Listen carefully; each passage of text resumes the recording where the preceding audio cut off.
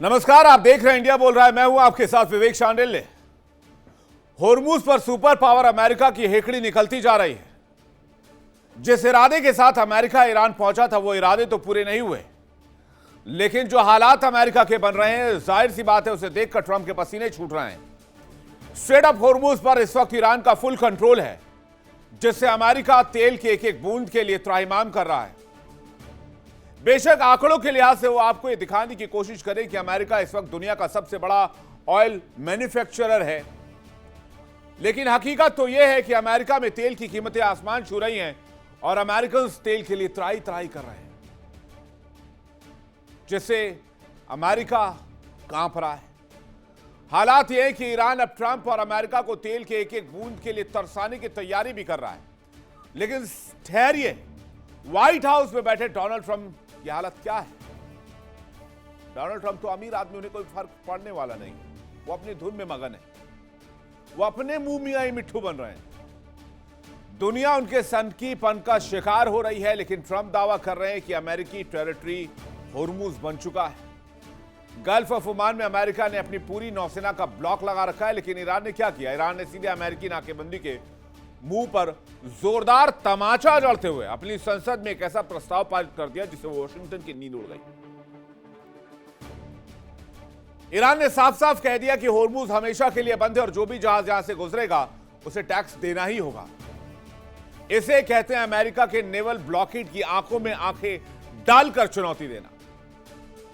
अब अगर अमेरिका की औकात है तो वो आगे बढ़ के होर्मुज को खुलवा ले, वरना चुपचाप लाचारी भरी नजरों से तमाशा देखता रहे। और अमेरिका की वजह से पूरी दुनिया लाचार हुई पड़ी। अब आपको बताते हैं कि होर्मुज पर ईरान का मास्टर प्लान क्या है। होर्मुज से गुजरने वाले जहाजों से टोल वसूलने की तैयारी में है ईरान, और इसके लिए संसद ने टोल लेने के प्रस्ताव को मंजूरी दे दी है। होर्मुज से गुजरने वाले जहाजों को ईरान को फीस चुकानी होगी। फीस के बदले समुद्री सेवाएं मिलेंगी, सुरक्षा मिलेगी, इंश्योरेंस मिलेगा, और खास परिस्थितियों में जहाजों को ईंधन भी दिया जाएगा। जहाज का ख्याल भी रखा जाएगा। ईरानी रियाल या पसंद की किसी दूसरी करेंसी में भी फीस अदा की जा सकती है। जाहिर सी बात है, होर्मुज ने पूरी दुनिया को बता दिया कि होर्मुज पर ईरान का ही सिक्का चलता है, और दुनिया के नक्शे पर होर्मुज कहां है शायद ट्रंप के सलाहकार उन्हें बताना भूल गए, तभी तो वो इसे अमेरिकी इलाका बता रहे हैं और अपनी जागीर समझने की भूल कर रहे हैं। गल्फ ऑफ ओमान में अमेरिकी नेवल ब्लॉकेड का भारी तमाशा खड़ा किया हुआ है। ढिंडोरा पीटा गया कि अमेरिका ने होर्मुज को सील कर दिया है, लेकिन ईरान की संसद ने बिना डरे बिना झुके इस बिल को साफ कर दिया, पास कर दिया और कह दिया कि होर्मुज हमारा है और हमारी मर्जी से ही यहां से कोई जहाज जाएगा। तो अमेरिका छटपटा गया, क्योंकि अमेरिका के पास इस वक्त तेल की किल्लत है, और अमेरिका में तेल की कीमत पर गैलन अगर बात करें तो लगभग 4.5 से $5 पर बैरल तक है। और यही जंग शुरू होने के 6 महीने पहले अगर बात करें, लगभग फरवरी और जनवरी की बात की जाए तो ये $2-2.5 पर गैलन के आसपास की कीमत थी। तो खामियाजा सिर्फ दुनिया नहीं भुगत रही। आपको बताते हैं होर्मुज पर ईरान ने कैसे अमेरिका को लताड़ लगाई है। ईरानी अथॉरिटी ने दर्जनों जहाजों की लिस्ट तैयार की। दुश्मनों के दर्जनों जहाजों की लिस्ट है जिनके आने जाने पर रोक रहेगी। ईरान ने पड़ोसी देशों को भी सख्त चेतावनी दी है कि आर्थिक युद्ध जारी रहा तो तेल निर्यात पर रोक लगेगी। होर्मुज फारस से तेल नहीं जाने देंगे। दुनिया एक एक बूंद के लिए, अमेरिका एक एक बूंद के लिए तेल के लिए तरसेगा। अब जरा सुपर पावर के घरेलू हालात को जरा देख लीजिए, जिसके बाद राष्ट्रपति ट्रंप को भी डर लगने लगा है। ऐसा लग रहा है उनका पॉलिटिकल करियर अब स्ट्रेक पर है। अमेरिका के अंदर त्राहिमाम मचा हुआ है। जैसे मैंने आपको बताया, जंग शुरू होने के बाद से अब तक अमेरिका में कच्चे तेल को गैस की कीमतें आसमान पर पहुंच गई हैं। आम अमेरिकी नागरिक जब सुबह उठकर अपनी गाड़ी में तेल डलवाने जाता है तो उसका वॉलेट खाली हो जाता है, जैसे हमारे हो रहे हैं। उनका थोड़ा ज्यादा हो रहा है। महंगाई ने रिकॉर्ड तोड़ दिए हैं। तेल की भयंकर किल्लत है। सबका गुस्सा किस पर फूट रहा है? डोनाल्ड ट्रंप पर। अमेरिकी जनता सड़कों पर है। लोग पूछ रहे हैं, हमारे टैक्स के पैसों से गल्फ ऑफ ओमान में नेवी तो भेज दी, लेकिन हमारे घर का चूल्हा और गाड़ी का टैंक खाली क्यों पड़ा है? अमेरिका में तेल की कीमतें फरवरी में जंग शुरू होने के बाद कब कितनी बढ़ी, ये भी आप जरा स्क्रीन पर देख लीजिए। 28 फरवरी ये वही तारीख है जब अमेरिका इजराइल ने मिलकर ईरान पर हमला किया था। इस दिन ये कीमत $2.98 पर गैलन थी। मई 2026 में तकरीबन $4.62 पर गैलन। फिर जुलाई के आसपास आपने देखा होगा कि थोड़ी नरमी हुई थी दोनों के बीच में, तो कीमत गिरकर आ गई $3.96 पर गैलन। अब अगस्त में फिर से पहुंच गई कीमत $4.18 पर गैलन। जाहिर सी बात है, अगर तेल की कीमतें महंगी हो रही हैं तो इसका असर ट्रांसपोर्टेशन पर भी होता है।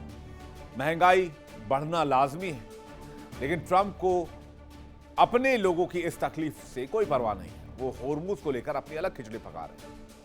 उन्हें लगता है कि बयानबाजी समंदर का पानी और तेल दोनों बदल जाएगा। अमेरिकी जनता कह रहे हैं, साहब पहले वॉशिंगटन और न्यूयॉर्क की फिक्र कर लो, फिर होर्मुज को लेकर डींगे हाँकना।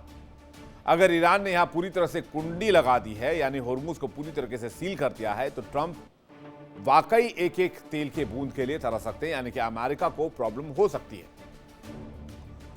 होर्मुज को लेकर प्लान क्या है अमेरिका का? प्लान यह है कि होर्मुज नया अमेरिकी क्षेत्र है।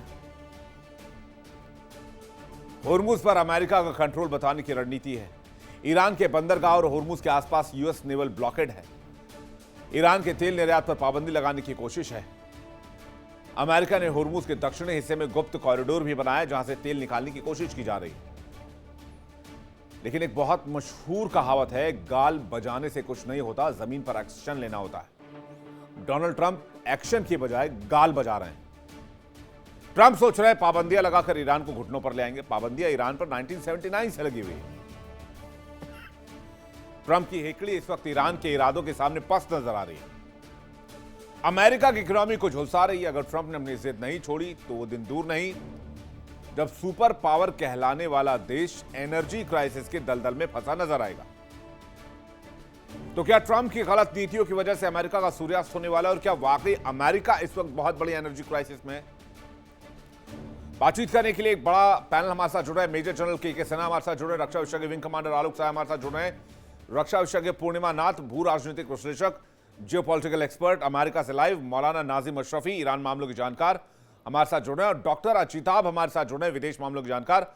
आप सभी मेहमानों का बहुत स्वागत है। पहला सवाल के सर आपसे, अमेरिका जो ये दावा करता है कि वो ऑयल का सबसे बड़ा प्रोडक्शन करने वाले देशों में से आज की तारीख में है, लेकिन फिर भी वहां तेल की कीमतें क्यों बढ़ रही हैं? अमेरिका में एनर्जी क्राइसिस का मतलब क्या है? जय हिंद। देखिए, जय सर। अमेरिका के अंदर में यदि आप देखें मोटे तौर पे, तो जो एसपीआर है, स्ट्रेटेजिक पेट्रोलियम रिजर्व, जो आज के दिन में उनके पास मात्र 294 मिलियन बैरल है, जो कि तकरीबन उनका कंजम्पशन है पर डे का 20 मिलियन बैरल पर डे। तो 14 या 15 दिन का उनके पास बचा है। यदि 2025 में चले जाएं तो ये फिगर उनके पास जो भंडार था, जो करते हैं 411 मिलियन बैरल्स थे 125 दिन का। तो देखिए, इस पीरियड में ये जो इन्होंने वॉर किया है, ये मात्र 14 से 15। आज की खबर जो है, देखिए उनके जो एविएशन फ्यूल है, मोस्ट ऑफ द उनके जो एयरपोर्ट्स हैं उसके अंदर में कुछ में तो अवेलेबल ही नहीं है, और वो नहीं कर पा रहे हैं क्योंकि पूरा, ये केवल नहीं कि गाड़ियां ठप हो जाएंगी, जो एविएशन फ्यूल भी, और देखिए वहां काफी कंजम्पशन होता है कि फ्लाइट्स बहुत हैं, both internal and external flights जाते हैं। तो वो तो ये आंकड़े हैं, इसको कोई झुटला नहीं सकता। वो कितनी भी बात कर ले, स्कॉट बेसेंट कहें कि नहीं, वो तो इकोनॉमिक वॉरफेयर ऐसा छेड़ेंगे कि पूरे घुटने पे आ जाएगा। तो ये केवल कोहर्शन की एक ये है। हकीकत उसी तरह है जो उन्होंने कहा कि पूरा का रिजीम चेंज कर देंगे, फेल्ड, टोटली फेल्ड। फिर उन्होंने सेकंड कहा कि कोहर्शन, हम आपको पाषाण युग में ले जाएंगे, पत्थरों के युग में, बॉम्बार्डिंग की, कुछ नहीं हुआ। और देखिए आज के दिन में वो इकोनॉमिक वॉरफेयर की बात कर रहे हैं, जिसमें सेकेंडरी सैंक्शन की बात कर रहे हैं। हम आज ऑयल की बात कर रहे हैं। अलास्का में कहते हैं कि बहुत बड़ा रिजर्व है, मगर वहां तो काम भी नहीं शुरू हुआ है। अलास्का में वो रशियन टेरिटरी हुआ करता था। उसी तरह वेनेजुएला के अंदर में हार्ड क्रूड लिया ना, तो उसको केवल एक कंट्री आज रिफाइन कर सकता है, वो रिलायंस, जो कि रिलायंस के साथ वो करना चाह रहे हैं। हार्ड क्रूड है वो, और उसकी रिफाइनरी इतनी मुश्किल है, और वो उन्होंने के साथ करके वो जामनगर में रिफाइन हो सकती है सर। लेकिन मुझे आश्चर्य लगता है सर सिन्हा सर, कुछ लोग फिर भी कहते हैं भाई अमेरिका को आप जानते नहीं है, अमेरिका की माइट को आप नहीं जानते, अमेरिका जीत रहा है, अमेरिका ने बहुत स्ट्रेटेजिक बढ़त हासिल कर ली है, अमेरिका की आर्मी को अभी तक नहीं समझे आप। तो मुझे ही बहुत लोग समझाने की कोशिश करते हैं। मैं तो कहता हूं कि भाई आप मुझे 2 पॉइंट बता दीजिए कि अमेरिका जीत रहा है, मैं मान लूं। भाई तेल आपके यहाँ महंगा हो रहा है, आप बाकी चीजों में आप सफर कर रहे हो, मिसाइल स्टॉक आपका कम हो गया, फिर भी अमेरिका जीत रहा है। ये तो मैं समझ ही नहीं पाता। 11 उनके पास एयरक्राफ्ट कैरियर है, जो ये कहते हैं ना स्टेट ऑफ हार्मोस के ऊपर में नेवल ब्लॉकेट लगा दिया था। हाँ, उन्होंने ट्राई तो किया, और देखिए जो अब्राहम लिंकन वो भाग रहा है सैन डियागो के अंदर में, वो जा रहा है वहां पर 270 दिन का। तो देखिए आउट ऑफ 11 उनके एयरक्राफ्ट कैरियर 4 लगा रखे थे, आज मात्र 2 है। उन्होंने पूरे इंडो पैसिफिक में, जो साउथ चाइना सी के अंदर में वहां पर होता था पैसिफिक से, वहां से निकाल करके भेजा है उन्होंने अभी जॉर्ज वाशिंगटन को। तो अमेरिका किसी भी तरीके से, जितने बेसेस हैं, आप एक गिना दीजिए ना कि अमेरिका ने ये पा लिया, तो ये मान, देखिए आप भले ही कम आंखें ये कहें कि हम आपको पाषाण युद्ध में खत्म कर देंगे, आज भी बातचीत से तो आप जीत सकते हैं, मगर ऐसा नहीं कि आप सुपर पावर हैं, मानते हैं इकोनॉमिक पावर है, मिलिट्री दिखाने के लिए तो इतनी बड़ी मिलिट्री है, अगर जमीन पे क्यों नहीं गए? उसके लिए शहादत देनी पड़ती है, उसके लिए जमीन पे जाना पड़ता है। बाय एयर इन्होंने एक बनाई थी स्ट्रेटजी, इसको कहते हैं अबव द हॉराइजन स्ट्रेटजी। हम हवा से सब चीज कर लेंगे, आपको तबाह कर देंगे। वो टोटल फेल हो गया। 21वीं सदी की इनकी बड़ी कोई बात नहीं, क्या पेंटागन की स्ट्रेटजी है कि हम हवा से, इसलिए अफगानिस्तान से निकले कि हम हवा से ही सब कुछ कर लेंगे। और बहुत लोग हमारे इंडिया में भी डिबेट करेंगे, वो कहेंगे कि नहीं नहीं नहीं नहीं, वो तो ऐसा है कि नेवल पावर की limitations, an aircraft carrier is a sitting duck now. यदि ईरान करता है, उनके पास कैपेबिलिटी है एंटी शिप मिसाइल्स की, उन्होंने कर दिया, तो ये जो इनके पूरे जो थे मिलिट्री डोमिनेशन की, तो केवल वो सिमट के रह जाएगा वेस्टर्न हेमिस्फीयर में, जो कि उन्होंने स्ट्रेटजी बनाई है।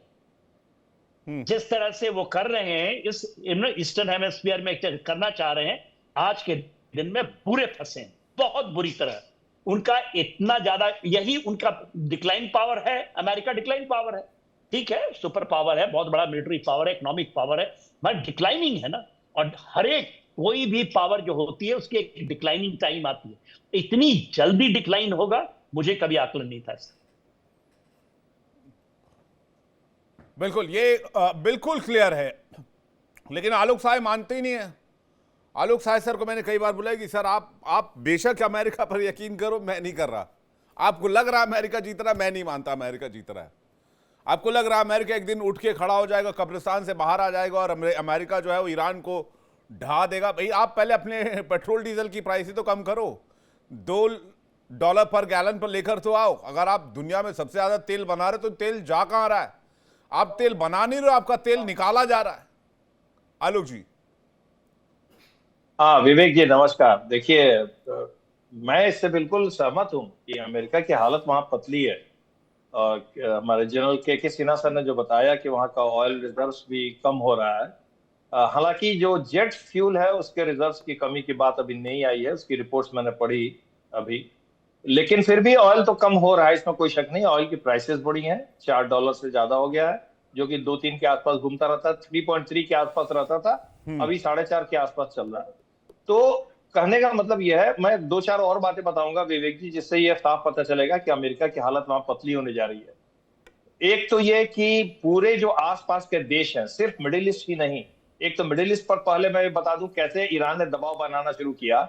ये जितने जहाज अपने ट्रांसपॉन्डर ऑफ करके ओमान के पास से यूएस नेवी के प्रोटेक्शन में वहां से निकल रहे थे, ईरान ने सबकी ब्लैकलिस्ट बनानी शुरू की और उसको ट्रैक करके, उसको ट्रेस करके उनको ईयर मार्क किया और एक लिस्ट बनाया उसने, और लिस्ट बना के बोला कि भाई इतने जो टैंकर हैं इसको मैं ब्लैकलिस्ट करता हूं, ये आगे से इस क्षेत्र में कभी भी देखे जाएंगे तो हमारे आक्रमण के शिकार हो सकते हैं। तो इससे एक दहशत हो जाएगी, और जो टैंकर जो है वो ईरान को हमेशा इस तरह से खिलाफत करके नहीं जा पाएंगे अगर वो एक्सपोज हो जाएंगे तो।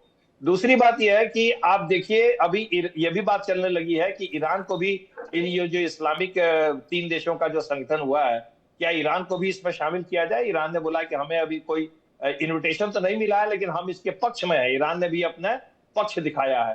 तो ये धीरे धीरे मिडिल ईस्ट के देशों को ईरान अपने पक्ष में कर रहा है। मिडिल ईस्ट के देश भी अब ये समझ रहे हैं कि ये बेहतरी इसी में है। अगर अपना ट्रेड एंड कॉमर्स और शिपिंग कंटिन्यू रखना है तो ईरान से अच्छे रिश्ते बना के चलो। इराक को ऑलरेडी मिला लिया उसने, इराक आ गया। इराक के अब शिप्स को वो फ्री जाने दे रहा है। इराक ने काफी ज्यादा तेल लगाया ईरान को और उसको मना लिया। इसी तरह से अब दूसरे देश भी आएंगे। ओमान भी अभी बातचीत के लिए तैयार हो रहा है, उसने भी अपने दूत भेजे हैं ईरान में। अभी देखिए पूरा मसला ये है कि स्ट्रेट ऑफ हॉर्मुज पे दोनों जो दावे कर रहे हैं, ये अंततः किसका आधिपत्य रहता है इस पर निर्भर करेगा कि मिडिल ईस्ट का बादशाह कौन होगा।